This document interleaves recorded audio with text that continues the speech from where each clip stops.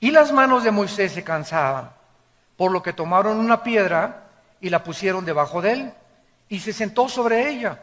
Y Aarón y Hur sostenían sus manos, el uno de un lado y el otro de otro. Así hubo en sus manos firmeza hasta que se puso el sol. Y Josué deshizo a Amalec y a su pueblo a filo de espada. Y Jehová dijo a Moisés: escribe esto para memoria en un libro y di a Josué que raeré de todo la memoria de Amalec de debajo del cielo. Y Moisés edificó un altar y llamó su nombre Jehová Nisi.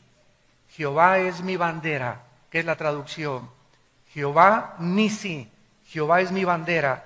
Y dijo: por cuanto la mano de Amalec se levantó contra el trono de Jehová, Jehová tendrá guerra con Amalec de generación en generación. En esta conferencia que vamos a desarrollar en esta mañana, vamos a encontrar los secretos, podría yo decirlo con toda claridad y con toda seguridad, más grandes de la vida cristiana. ¿De qué manera respondes tú cuando tienes un problema o una crisis severa? Porque no es hasta que el problema viene a nuestras vidas cuando sabemos de qué calibre estamos hechos. No es hasta que enfrentas la tragedia, hasta que te das cuenta si tu fe es una fe bíblica. Porque hay muchos cristianos que llenan las iglesias en el mundo entero, pero cuando se enfrentan a un problema o a una tragedia, la tragedia o el problema los desmorona, los deshace, se caen al suelo y muchos hasta abandonan la fe. ¿Qué pasó? ¿Estas personas tenían fe? ¿Eran realmente cristianas? ¿Tenían la fe bíblica? ¿O simplemente eran creyentes religiosos de las iglesias, de las cuales las iglesias abundan esta clase de personas? No es hasta que la fe es probada a través de los problemas, las tragedias y las tribulaciones que nos damos cuenta si la fe que profesamos es verdaderamente la fe que salva. Cuando tú tienes un problema o enfrentas una crisis, ¿te enojas? ¿O eres de las personas que avientas todas las cosas desesperados en tu casa y comienzas a gritar: cállense, nadie se me acerque, porque te salió el hombre Hulk por dentro? ¿O recurrimos algunas personas a anestésicos, como en las películas, que tienen un problema, una crisis, y se preparan su copa de whisky o su copa de tequila para mitigar el dolor, para calmar la ansiedad, o un toque de marihuana, o un pericazo de cocaína, etcétera, etcétera? ¿O eres una persona que cuando enfrenta la crisis y el problema, no recurres a ninguna de estas cosas, no te exaltas, simplemente caes de rodillas y lloras y en angustia derramas tu corazón delante de Dios? Dios mío, pasó esto, pasó aquello, y aquí no me voy a levantar hasta que yo tenga paz y me llenes de tu espíritu y la tranquilidad que Dios me da, que esto que me está pasando es para mi bien. Ahorita no entiendo por qué pasó este problema, pero sé por fe que es para mi bien, Señor, porque tú tienes un plan perfecto para mi vida, y si tú diste tu vida por mí, ¿cómo no me darás todas las cosas? Y en ese momento la paz que sobrepasa todo entendimiento guardará tus pensamientos y tu corazón en Cristo Jesús. ¿Has experimentado este poder de Dios ya en tu vida? ¿Has atravesado estas crisis y has probado a Dios en esas crisis en lugar de tomar la puerta falsa? En este pasaje que acabamos de leer y que vamos a estudiar, Israel enfrenta una crisis, una amenaza tremenda. Pero lo interesante de estos versículos que acabamos de leer es que el Espíritu Santo no se enfoca tanto en la guerra que los amenazaba, en el ataque de esta tribu nómada de los amalecitas, sino que el Espíritu Santo se enfoca y en medio de este pasaje nos da el secreto para vencer cualquier problema o crisis que nos amenace. Y el secreto es la oración. La oración. Dicen en Efesios 3:20, y aquel que es poderoso para hacer que todas las cosas abunden en nuestra vida y hacerlas mucho más grandes y darnos una respuesta mucho más inimaginable que podamos nosotros cruzar nuestro pensamiento según el poder que actúa en nosotros. Dios es poderoso para responder las oraciones, pero tú no vas a poder nunca descubrir el poder de la oración si no eres una persona acostumbrada a orar. Y a orar por tus problemas, por los de tu matrimonio, por los de tus hijos, por el económicos, por el de salud. Cuando nosotros no somos personas de oración todos los días, cuando las crisis vengan, las crisis nos van a hundir, nos van a devastar, van a sacarnos a muchos del camino y muchos perderán absolutamente la brújula para seguir siguiendo a Jesucristo. Veamos en primer lugar el versículo 8 y 9 y comencemos a estudiar este pasaje. Y dice, entonces vino Amalec y peleó contra Israel en Refidim. Lo primero que tenemos que entender es lo siguiente: los amalecitas fueron la primera tribu que atacó a Israel saliendo de Egipto. En cuanto salieron de Egipto, venían hacia la tierra de Canaán. Y en el intermedio entre Egipto y la tierra de Canaán estaba el desierto. Los amalecitas eran una tribu nómada, eran salvajes, sanguinarios, descendientes de Esaú. Eran primos de los judíos. Los amalecitas tenían el conocimiento de que ese pueblo que estaba atravesando Israel y que se dirigía a Canaán era el pueblo de Dios. ¿Cómo lo sabían? Por Esaú, porque ya Dios a Jacob le había dado las promesas de la tierra prometida. Esaú era hijo de Jacob y se había transmitido la promesa de Dios a través de las generaciones. Pero los amalecitas no creyeron esta promesa, se aislaron totalmente, se volvieron salvajes y comenzaron a envidiar a Israel. Cuando salieron los israelitas de Egipto y se dirigen a la tierra de Canaán. Entonces ellos pensaron, ¿verdad? O van a acabar con nosotros en el camino, porque las tribus estaban en el camino de Israel. Israel no tenía ninguna intención de atacar a los amalecitas. Ellos querían simplemente llegar a la tierra de Canaán, pero los amalecitas, de una forma sanguinaria, se lanzaron despiadadamente para atacar a los judíos. Dios había ordenado el exterminio total de Amalec.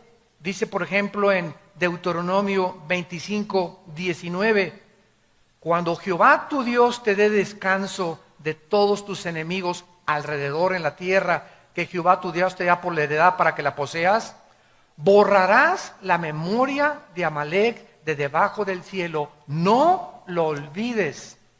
Dios dijo, no tengan misericordia de Amalec, destrúyanlo, acaben con esta tribu porque ellos son los más despiadados y sanguinarios y ellos no se van a arrepentir jamás.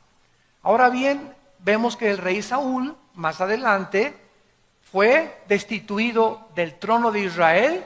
¿Por qué? Porque cuando Dios le ordenó destruir al rey amalecita, lo perdonó.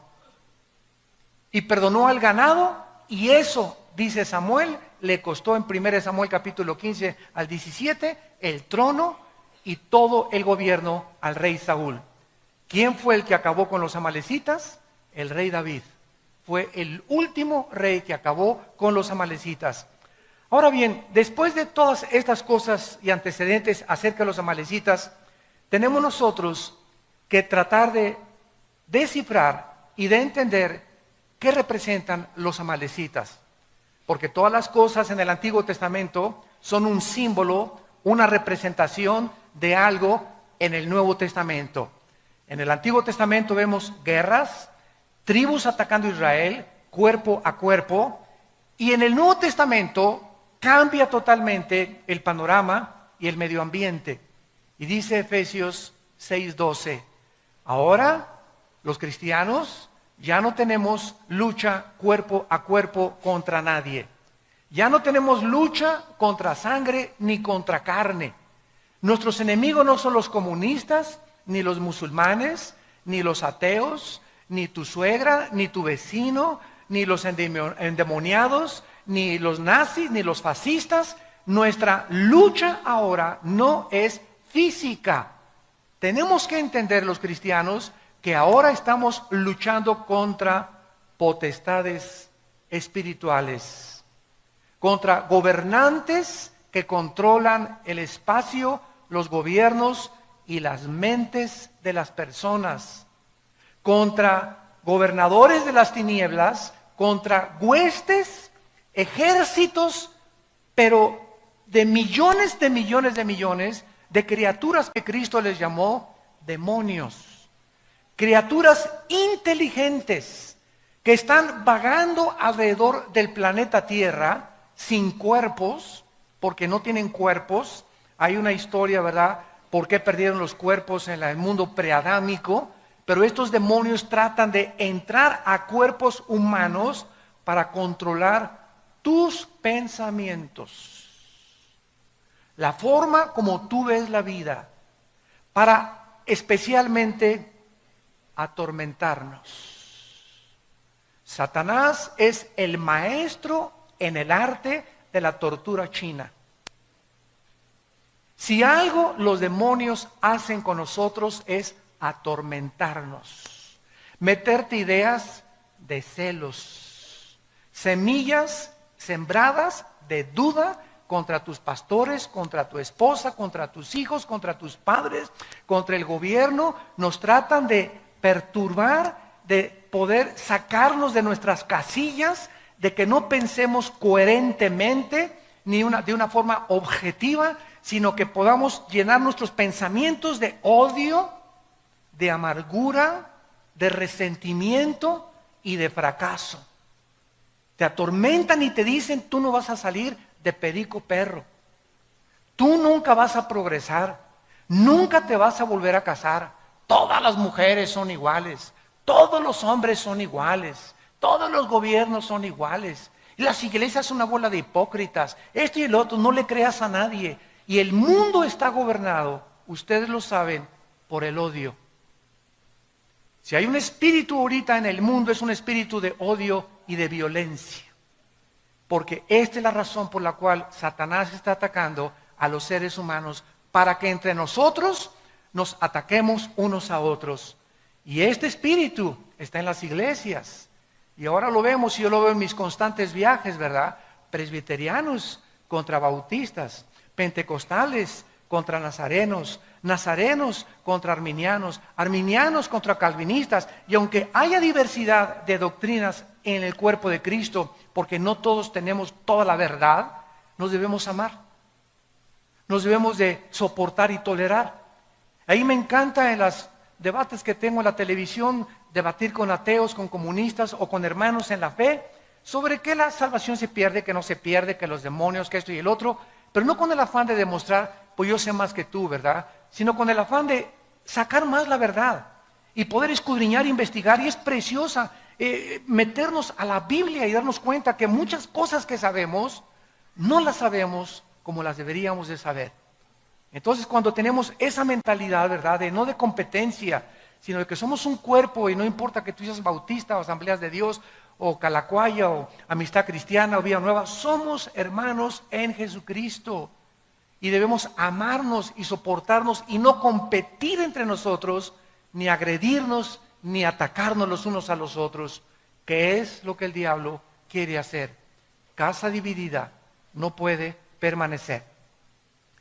¿Qué representan los amalecitas? De acuerdo a la mayoría de los teólogos en el mundo, los amalecitas representan, o Amalek, la carne. No a Satanás, la carne. ¿Qué quiero decir con esto? El más grande enemigo que tú tienes y que yo tengo, no es Satanás. Está dentro de mí, está dentro de ti. El más grande enemigo que tenemos nosotros está dentro de nosotros. escúchenme bien, y si ese enemigo que está dentro de mí y dentro de ti, yo no lo conquisto, esas pasiones lujuriosas, sexuales, de venganza, de amargura, de odio, de resentimiento, de envidia, de avaricia, si no conquisto dentro de mí estas pasiones, no puedo conquistar a nadie.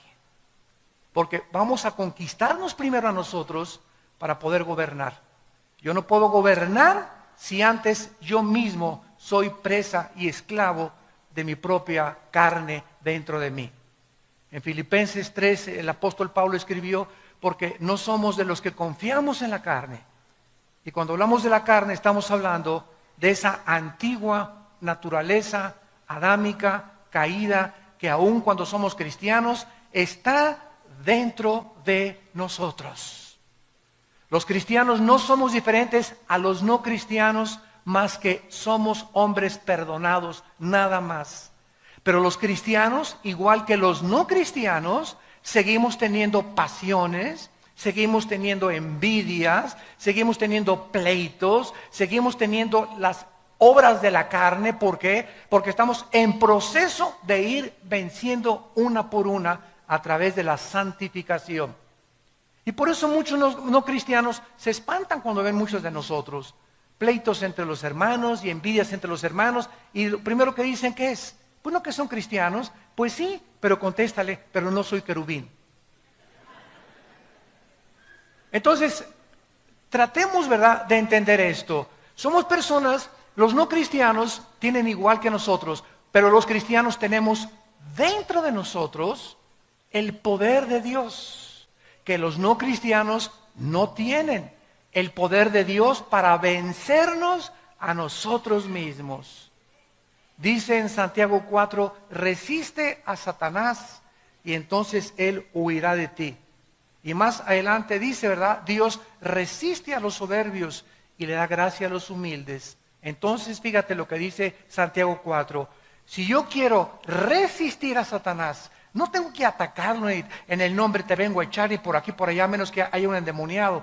Pero no luchar así, que se han juntado cristianos hasta el Popocatépetl, fueron a sacar demonios al Popocatépetl, ¿no? Y para que ya no eruptara y bueno, tantas cosas que hacemos, ¿verdad? Tan locas. En lugar de eso, dice la Biblia que la forma en la que yo impido que Satanás entre a mi vida, en la forma en la que yo impido que Satanás me ataque, es siendo humilde.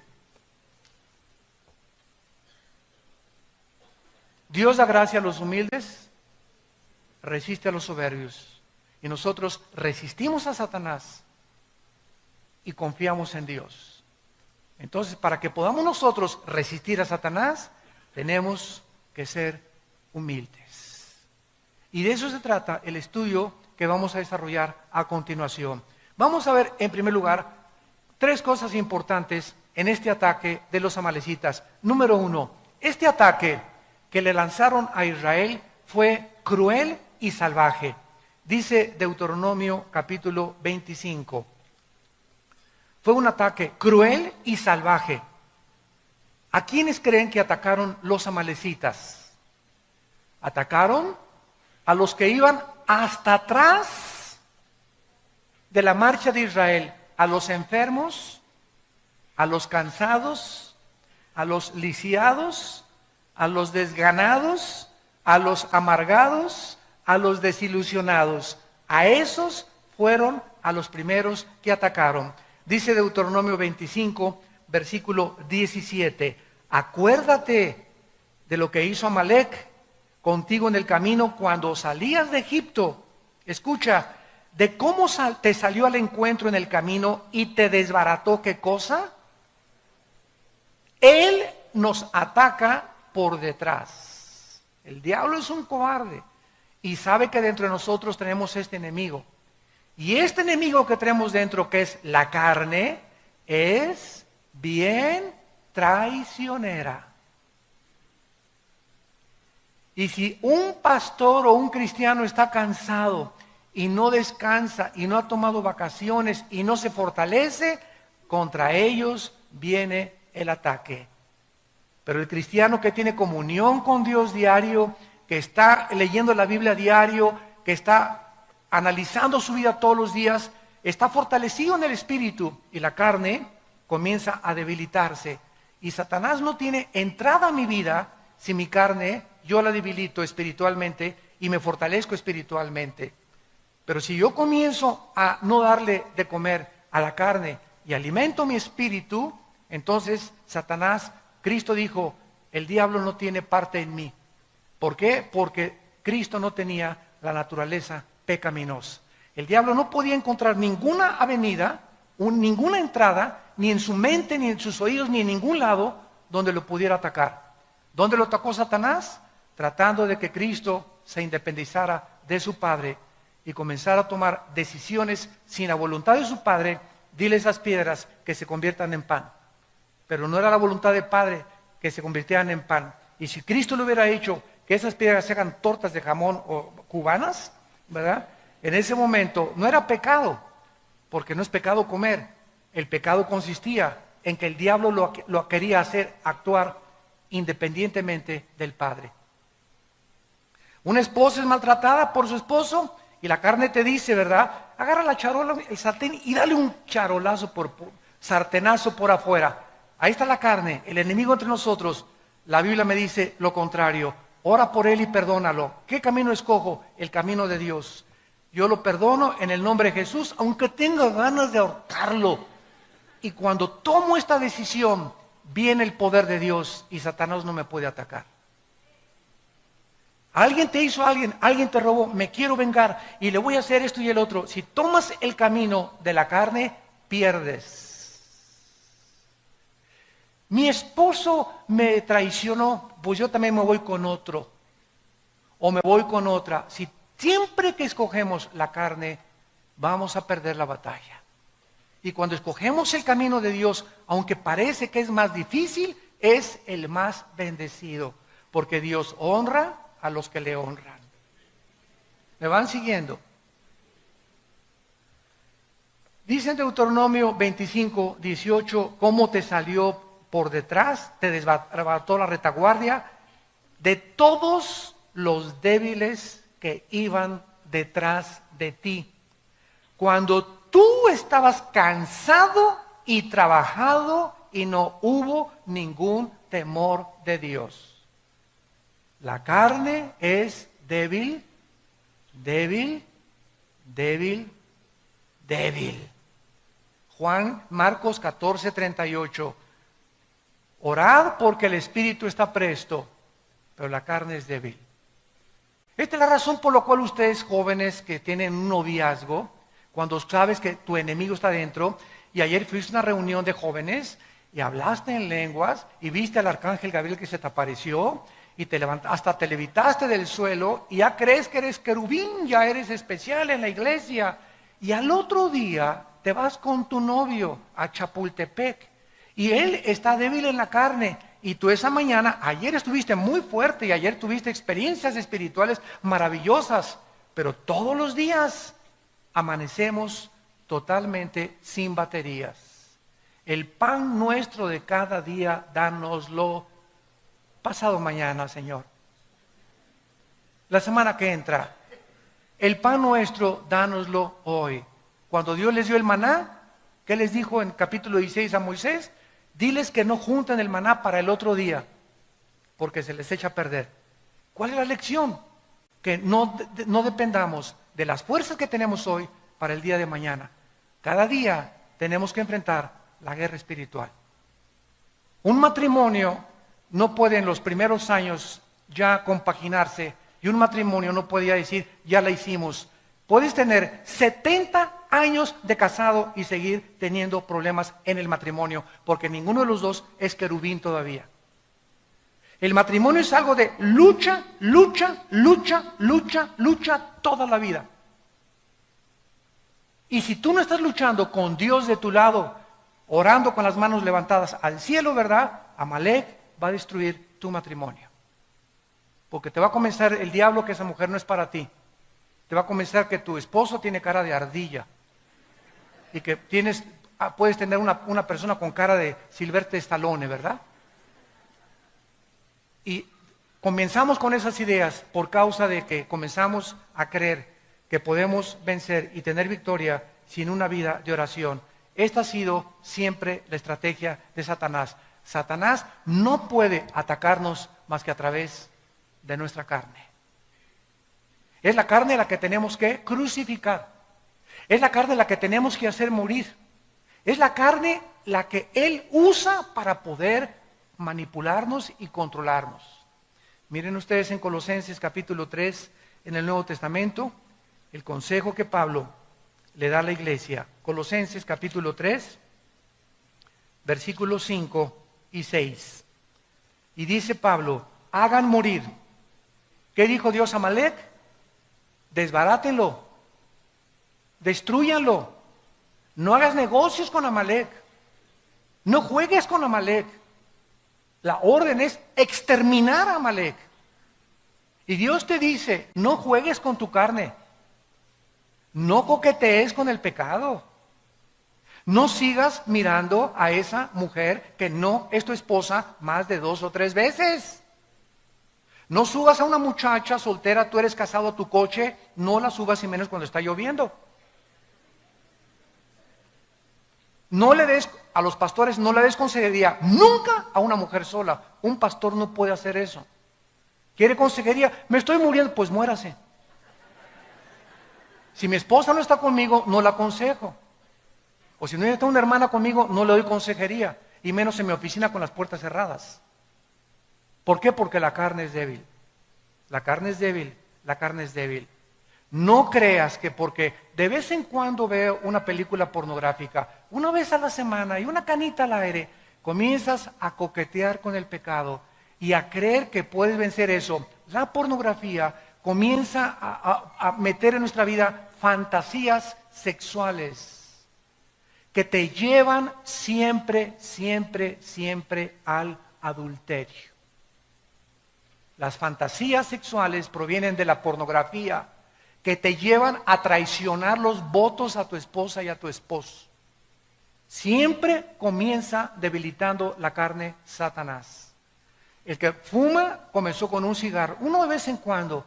Al mes ya son 3, a los 2 meses ya te fumas una cajetilla, a los 2 años te fumas 2 cajetillas de cigarros. Y comienza con la marihuana. Hasta la bachicha, y comienzas a creer que la bacha y al año eres marihuano. En Acapulco les dicen macizos, de la Golden de Acapulco. El que comienza con la cocaína, igual con un pase, todo comenzó, como dice la canción, comenzó con un dedito y la mano agarró. Todo comienza poco a poco. Satanás nos va debilitando hasta que la carne me pide ya sexo, o me pide droga, o me pide alcohol, o me pide cigarro, o me pide esto. Y ahí es cuando yo ya abro la puerta a la invasión demoníaca. Y los demonios se vienen a atacar mis pensamientos, mi cerebro, y me amarran, me hacen esclavo de eso. Y hasta que no hay un quebrantamiento y un arrepentimiento profundo en mi vida, no puedo ser libre. Y para eso se necesita la obra del Espíritu Santo, porque Él es el único que nos convence de pecado. Por detrás viene la traición. En segundo lugar, el ataque fue sorpresivo. Israel no lo esperaba. Dice en 1 de Pedro 5:8, velad y orad porque vuestro enemigo el diablo está como león rugiente, pero rugiendo, buscando a ver qué hermanito está en la retaguardia. ¿Quién tiene ya 2 o 3 días que no ora? ¿Quién por ahí no trae su Biblia ya a la iglesia? Ya la Biblia ni les importa. A ver, esos hermanitos que ven en la noche, repórtenme por favor, les dice a los demonios, ¿quiénes de los que se dicen cristianos ven pornografía? Pásenme la lista, apunten y váyanse, manden un batallón contra esa casa y ataquen esa mente de esa persona. Anda buscando como león rugiente. A ver, ¿quién de los hermanitos es tranza? ¿Quién no ha pagado sus deudas, pero se persina y dice que él es cristiano y tiene deudas por acá y deudas por allá y ni siquiera abona para las deudas? ¿Quién se lleva cassettes y libros de librería sin pagar? Búscame esos hermanitos y Satanás comienza a tratar de devorarte. Él no viene a lastimarte, viene a acabar contigo. No tiene misericordia Satanás ni los demonios contra nosotros. ¿Y qué pasó? Ay, pues Señor, el diablo, no le eche la culpa al diablo. Le abrimos la puerta a través de la carne, de la debilidad de la carne. Entonces, así es como los atacó Amalek. Fue un ataque sorpresivo. En tercer lugar, fue un ataque con el propósito de exterminar a la nación judía. Cuando nos atacan los enemigos, vienen con el propósito de acabar con mi vida. Si acaban con mi vida, acaban con mi matrimonio. Si acaban con mi matrimonio, acaban con mis hijos.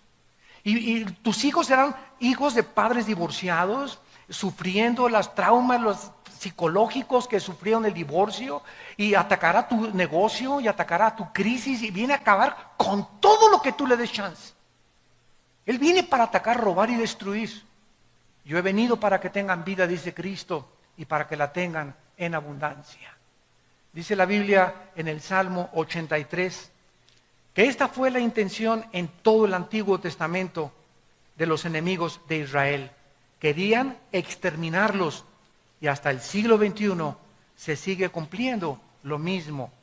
¿Qué quieren las naciones ahorita de alrededor de Israel? La guerra del 67, la guerra de Yom Kippur del 73, la guerra del 81 y los demás ataques que les han lanzado, exterminar a los judíos. ¿Qué dijo el presidente de Irán, Ahmadinejad? Queremos borrar del mapa a Israel. ¿Por qué ese odio? O sea, ¿por qué Hitler quiso borrarlos del mapa? ¿Por qué en los tiempos de Esther quisieron borrarlos del mapa? ¿Por qué los babilonios los quisieron borrar del mapa? Porque es la única civilización a través de la historia que el mundo los ha querido exterminar. Y a pesar de ser una nación tan indefensa y tan frágil, a pesar de los millones de enemigos que tienen, nadie ha podido hacer nada contra ellos, porque Jehová ha dicho, si tú tocas a mi pueblo, me tocas a mí. Dice en el Salmo 83, versículo 3, contra tu pueblo han consultado astuta y secretamente. Han entrado en consejo contra tus protegidos. Han dicho, venid y destruyámoslos para que no sean nación y no haya más memoria del nombre de Israel. ¿Se dan cuenta de la intención del enemigo? Queremos exterminarlos, queremos acabarlos. Es más, que nadie se vuelva a acordar de que Israel existió en el mundo. Ahora que Ahmadinejad dijo en las Naciones Unidas que quería borrar del mapa a Israel, Benjamín Netanyahu contestó, bueno, por lo menos reconoció que estamos en el mapa. Porque si ustedes van al Medio Oriente, en el 80% de los países árabes y en Irán, en los mapas en las escuelas de la primaria, no está Israel en el mapa geográfico. No lo consideran ni siquiera que existe en el mundo. ¿Ese odio de dónde viene? ¿De dónde viene ese odio dentro de mí que me quiere autodestruir? Lo que vemos colectivamente y nacionalmente a través de Israel, lo vemos individualmente dentro de nosotros. Qué increíble que dentro de mí exista el espíritu más grande de autodestrucción. Porque somos autodestructivos y no necesitas ser cristiano para reconocerlo. Simplemente te pregunto, ¿por qué fumas? ¿No sabes que cuando el humo, el cigarro, la lengua, el paladar, el esófago, la laringe, la tráquea, los pulmones, los alvéolos, ¿no sabes que todo te está envenenando y que te está impidiendo disfrutar de la vida, ver a tus nietos crecer, disfrutar, tener una mente más clara? El cigarro te ofusca, todas las neuronas del cerebro te las comienza, ataca las cromosomas también del cuerpo y del ADN. ¿Por qué lo haces? Y tú me contestas, porque me gusta.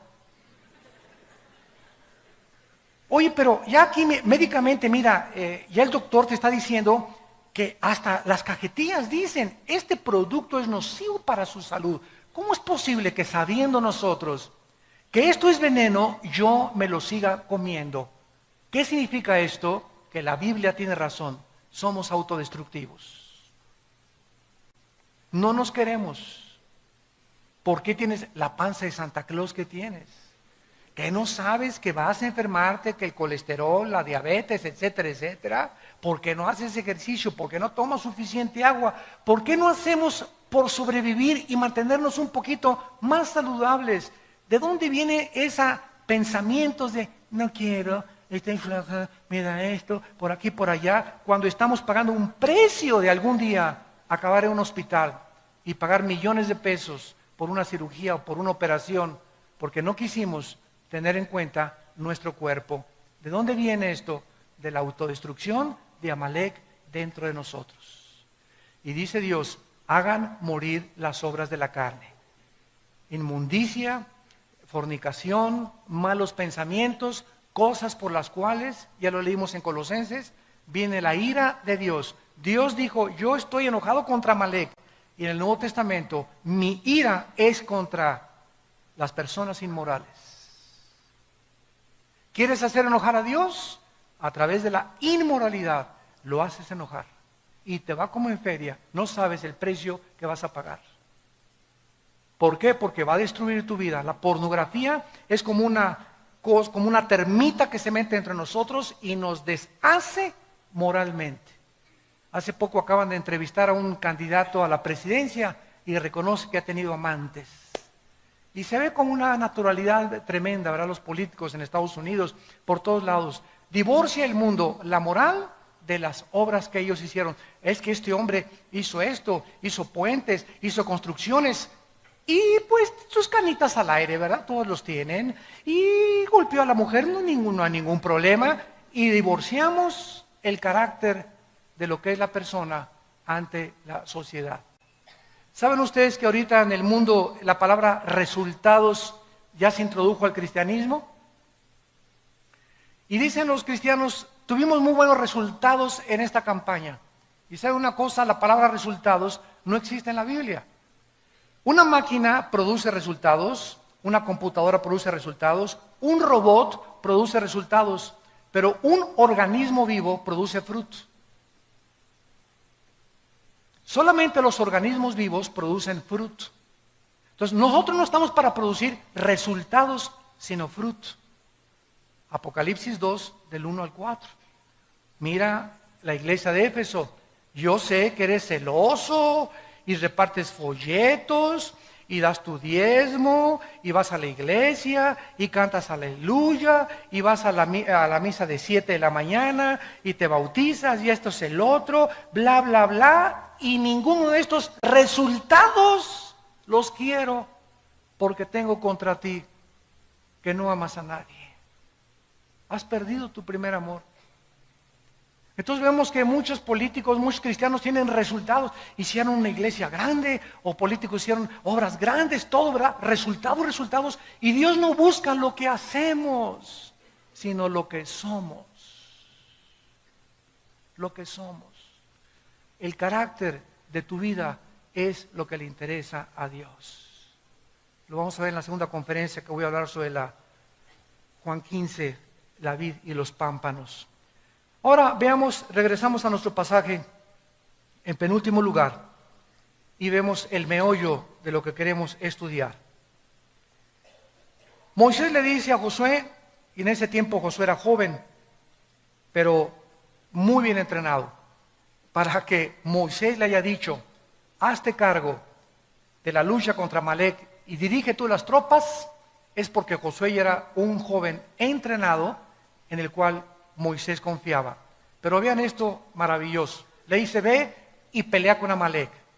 Mientras tú estás peleando ahí en el campo de batalla, Josué, yo voy a subir a la colina, a un montecito. Y allá en el montecito, ¿verdad? Voy a subir con la vara de Dios. La vara de Dios representaba el poder de Dios. Y de una forma increíble y profunda, dice la Biblia en el versículo 10, entonces Josué, como le dijo Moisés, peleando contra Amalek, y Moisés, Aarón y Hur, tres personas subieron a un monte, al cumbre del collado. Y sucedía que cuando alzaba Moisés la mano, Israel iba ganando la guerra. Mas cuando Moisés bajaba la mano, Israel comenzaba a perder la guerra. ¿Qué es lo que Dios nos está enseñando a través de este retrato espiritual? Que lo que sucede en el mundo no se gana a través de la fuerza, ni del poder militar, ni de la economía, ni de tus recursos financieros. Lo que sucede en el mundo y lo que determina la victoria en tu familia, en la ciudad, en la política, en una nación, es algo que repercute en el cielo. La pelea no es aquí abajo, la guerra es aquí arriba. Es arriba, en las regiones celestiales, donde nosotros tenemos que pelear para que las cosas de aquí abajo funcionen. Santa Virgen de la Macarena. Nuestra guerra es espiritual. Y si usamos las armas carnales y terrenales, el enojo, la venganza, mi dinero, mis influencias, ya mi compadre o el próximo gobierno lo van a hacer senador y confías que tu compadre cuando lo hagan senador va a mejorar tus finanzas. En ese momento Dios está viendo que estás quitando tus ojos de Él y que estás creyendo que es tu compadre el que van a poner. Puedes depender y mejorar tu sueldo o mejorar tu posición. En ese momento cambias a Dios en imagen de semejanza de hombre corruptible. Y ya no puedes repetir con el Salmo 121, ¿de dónde vendrá mi socorro? De mi compadre que lo van a hacer senador. ¿De dónde vendrá mi socorro? De mis influencias que tengo, de mis amistades que me estoy logrando, de lo que estoy transando, de la forma como estoy avanzando en la vida. Y en ese momento hemos abandonado totalmente el concepto de que es aquí arriba donde yo puedo garantizar aquí abajo mi dependencia, mi permanencia y mi seguridad económica también. No inviertas aquí ahorita el mundo, ¿verdad? Vamos a comprar oro, vamos a comprar plata. Ahorita en Estados Unidos, ves en periódicos así, páginas enteras, compramos oro y metales. Porque es en lo único en lo que el mundo está confiando ahorita que no se va a devaluar, el oro y los metales preciosos, las joyas, etcétera, etcétera. Y los cristianos digo, ¿dónde podemos invertir el dinero? ¿Y qué nos dice Dios? El mundo nos dice, invierte aquí, invierte en el banco, pero tenemos a Dios que nos dice, no inviertas donde el orín y la polilla corrompen. La bolsa de valores puede caer, el dólar puede caer, y de la noche a la mañana, Juan Camaney, te vas hasta el suelo, porque yo deshago como polilla lo que más aprecias tú, invierte en mi reino y jamás te faltará nada. Siembra donde el orín y la polilla no corrompen. ¿Ven el cambio de valores? El mundo te dice aquí y Dios te dice acá. ¿En dónde están tus valores? ¿En la tierra o en el cielo? Busca mi reino, arriba. Busquen a Cristo, arriba. Buscar las cosas donde hemos resucitado, arriba. Porque ahí están las bendiciones. Los he bendecido, Efesios 1:3, con toda bendición espiritual en las regiones celestes. Nuestras bendiciones están ahí arriba. Nuestro banco está ahí arriba. Quiero bajar y tener provisión para poder invertir aquí. Le tengo que pedir a Dios, tener comunión con Dios a través de la oración, hacer contacto con Dios a través de la oración. Y en el banco de Dios, Él lo abre y abriré las ventanas y las derramaré sobre ustedes hasta que abunde la bendición, dice el Señor. Porque has puesto tu confianza en Jehová, yo también te libraré. Te pondré en alto y te mostraré mi salvación. ¿Dónde tenemos nuestro corazón? ¿Dónde está tu corazón?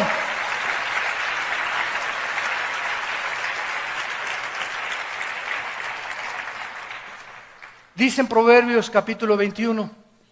Proverbios capítulo 21.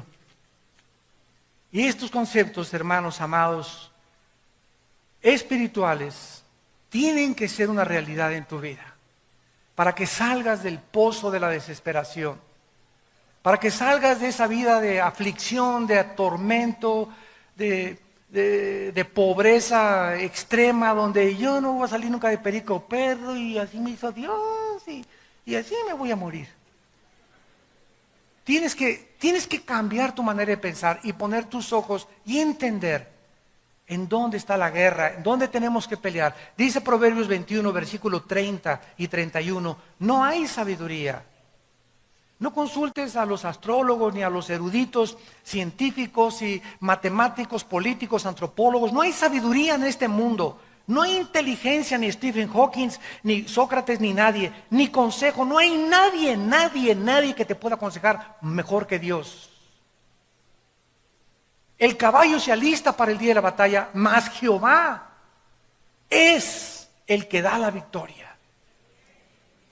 Nos podemos preparar y hacer esto y planes, pero no van a depender de mis planes, de mis relaciones, de mis recursos. Va a depender de mi relación con Dios. Todo viene de arriba. Vean ustedes ahora Salmo 33, versículo 16 y 17. Y dice así, Salmo 33, del 16 al 17. Vano para salvarse es el caballo. La grandeza de su fuerza a nadie podrá librar. He aquí el ojo de Jehová sobre los que le temen, sobre los que esperan en su misericordia, para librar sus almas de la muerte y para darles vida en tiempo de hambre. Santos de Dios, ¿cuál es el propósito por el cual Dios escogió a Israel? Él hubiera escogido a los italianos, a los mexicanos. Ellos no son mejores que nosotros, no son más inteligentes que los árabes. Simplemente Dios escoge a un pueblo en un punto geográfico de la tierra para que la atención del mundo se enfoque en ese pueblo y veamos en ese pueblo los milagros de Dios, de sobrevivencia de ese pueblo, a pesar de que todas las circunstancias estaban y han estado siempre en su historia en su contra. En la guerra del 67, los 7 días del 1 al 7 de junio de 1967, los rodearon 20 millones de árabes, a los judíos. En la ley de las probabilidades, matemáticamente tenían 10 a la 12ª potencia de probabilidades de salvarse, que es infinitamente imposible. No había posibilidad de que se salvaran, eran demasiados contra ellos. Y en 6 días los judíos hicieron una obra de la milicia y un ataque, y la forma como respondieron, que ningún experto militar ni los jefes de West Point en Estados Unidos han podido decir cómo es posible que hayan podido sobrevivir. Y todavía el 7º día, ¿por qué creen que terminó en 6 días? Porque el 7º tenían que descansar. Hasta con eso, ¿verdad? Entonces, simplemente Israel es un ejemplo nada más del poder de Dios. Y ahora Israel está en la banca. Se van a seguir cumpliendo las profecías de él. Ahora Dios ha tomado un pueblo de judíos, griegos, italianos, mexicanos. Ahora ya no hay judío, no hay gentil. Ahora somos nosotros la iglesia. Y a través de nosotros Dios está mostrando la multiforme sabiduría que está en nosotros. Los ángeles, dice Efesios 3, están aprendiendo de nosotros. De la forma como reaccionamos, la fe que tenemos, porque para los ángeles no hubo gracia, los ángeles no conocen la misericordia, ellos pecaron y los condenó Dios, no hubo gracia para los ángeles. ¿Por qué no hubo gracia para los ángeles? Porque ellos veían a Dios y nosotros somos un pueblo que no vemos a Dios. Estamos en desventaja a los ángeles y a los que mucho se les da, mucho se les pide. Ellos fueron criaturas que veían a Dios todos los días, cara a cara. ¿Cómo no iban a tener fe si no iban a ver a Dios? Nosotros somos un pueblo que no vemos a Dios, pero que creemos, y eso es lo que le agrada a Dios, que lo que creamos aunque no lo veamos. Simplemente creer lo que Él dijo en su palabra. Y esto es exactamente lo que sucedió con Amalek. Ellos comenzaron a darse cuenta que no es con espada ni con ejército, sino con mi espíritu, dice el Señor. Moisés sube a orar a la colina y comienza a prevalecer. Lo que sucede en el campo de batalla determinó lo que Moisés hacía en la colina.